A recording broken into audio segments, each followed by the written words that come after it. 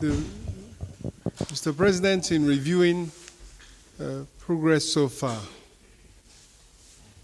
he's stated and confirmed that the economy is now better positioned to attract both domestic and foreign investment and thereby stimulate economic growth, provision of jobs, and reduction of poverty. And his target remains a $1 trillion economy by 2030, $1 trillion in GDP. And to achieve that, a stepping stone or a staging post will be the target of 7% per annum GDP growth by 2027. And it is not just a figure for the sake of it, not just an economic target. He emphasized that it is a moral imperative because this is the only sustainable path to leading millions of Nigerians out of poverty. In terms of the issue of the directive, yes, the economic management team has a directive, and it speaks also, obviously, to the question of the chairman. They have a directive to look at these charges, these fees, these deductions, and to see what efficiencies can be achieved, what savings can be achieved. Because, as I had mentioned, the figure, the percentage of savings needs to be increased.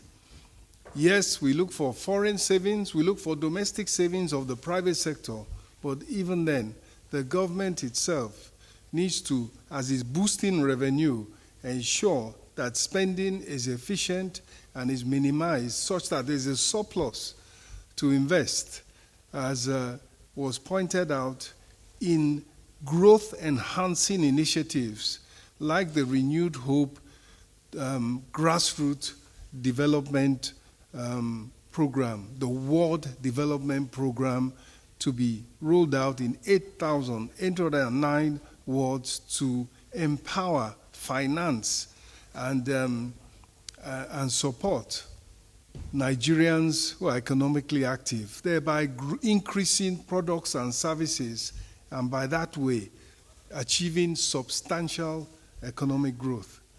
In terms of customs, the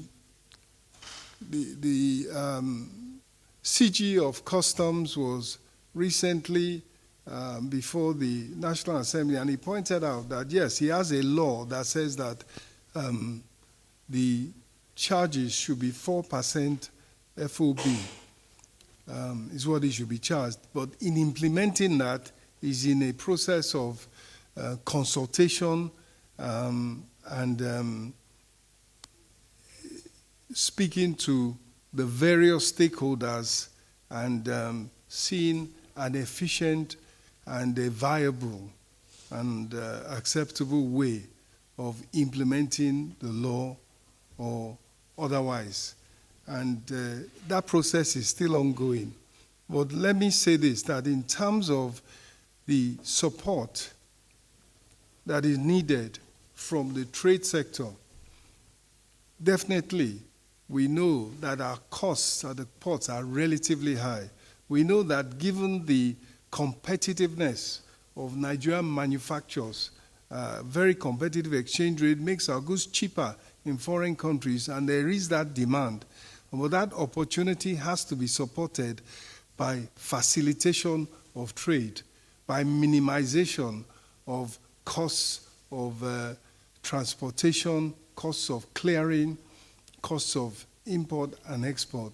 And as you know, we are expecting by the first quarter of 2026 to roll out the National Single Window Trade Modernization, Trade Facilitation, and Revenue Improvement Program that will make our exports and imports more efficient, more cost-effective, and more competitive. Thank you.